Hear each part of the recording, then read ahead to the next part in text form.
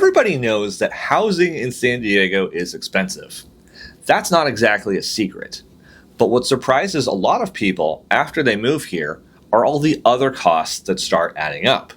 So in today's video, I'm going to break down some of the hidden costs of living in San Diego that people don't always think about before making the move. If we haven't met yet, my name is Scott. I'm a San Diego realtor, licensed since 2017, and I help buyers, sellers, and relocation clients navigate the San Diego real estate market. Let's get right into it. Let's start with one of the more obvious ones that still catches people off guard: gas. California consistently has some of the highest gas prices in the country and the highest gas tax in the country. If you're moving from somewhere like Texas, Arizona, Nevada, or Florida, this can be a pretty big adjustment when you first go to fill up at the pump.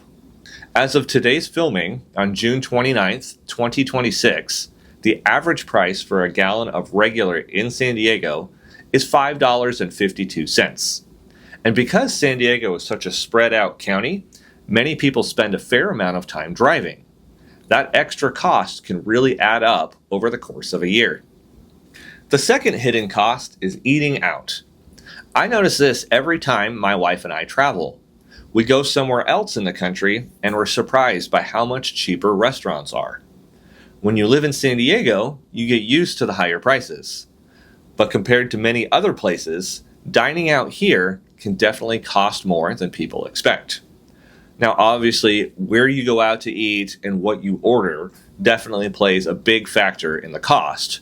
But just know that in general, San Diego is more expensive across the board. Number 3 is utilities. Utilities can also surprise people. If you live further inland, summer temperatures can get pretty warm. And if you're running the air conditioning regularly, your electric bill can become a bigger expense than you anticipated. This is especially true for people moving from cooler climates. A lot of people in San Diego end up getting solar to help with the costs. But a solar system still costs a lot of money too. So either way, you'll end up paying more.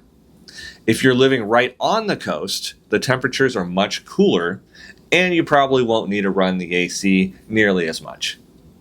Another cost that surprises a lot of people is vehicle registration. California registration fees can be significantly higher than what people are used to paying in other states. It's not necessarily something people think about before moving. But once that registration notice shows up in the mail, it can definitely get your attention. When I lived in Oregon before moving to San Diego, the car registration was much cheaper and it was due every 2 years. In California, it costs more and it's due every year. Number 5 is homeowners insurance. If you're buying a home, insurance is another cost that deserves attention. Insurance costs have been rising in many areas across San Diego, and it's important to understand those expenses before purchasing a home. It's one of those costs that many people can sometimes underestimate when they're calculating their monthly budget. If you're living in a high fire zone, that can impact the insurance cost and what insurance companies are available to you, even more than in other areas. Number 6 is HOA fees. A lot of condos and planned communities have HOA fees. Some are relatively modest, others can be very expensive. And if you're moving from an area where HOA fees aren't common, this can definitely come as a surprise. Not all homes here have HOAs, but it is more common than some other areas. Depending on what the HOA covers, you could be looking at something around $100 a month if it just covers a community pool in the neighborhood. But if you live in a high-rise condo in downtown, you could be paying well over $1,000 a month. I would say most condo fees that I see for a typical condo across San Diego are between $300 and $600 a month. Number 7 is property taxes and Mello-Roos. This one is especially important for buyers.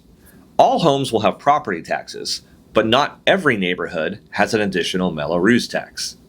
You will find that tax in some newer neighborhoods. And depending on where you're buying, these additional taxes can make a meaningful difference in your monthly payment. If you are looking to buy a home that is a newer home, keep in mind you may have this additional tax. This is why I always encourage buyers to understand the total monthly cost of ownership instead of focusing only on the mortgage payment. To summarize everything in this video, most people moving to San Diego already know that housing is expensive. What tends to catch people by surprise are all the smaller expenses that add up over time. None of these costs mean San Diego isn't worth it. I personally love living here, and I think it's an amazing place to live. But I also think it's important to understand the full financial picture before making the move. If you're thinking about moving to San Diego and want help understanding what different neighborhoods or price points might look for your situation, feel free to reach out to me. I'm always happy to help. My contact information is listed below, and if you found this video helpful, please make sure to give it a like and a subscribe. I post weekly videos about living in San Diego and the San Diego real estate markets.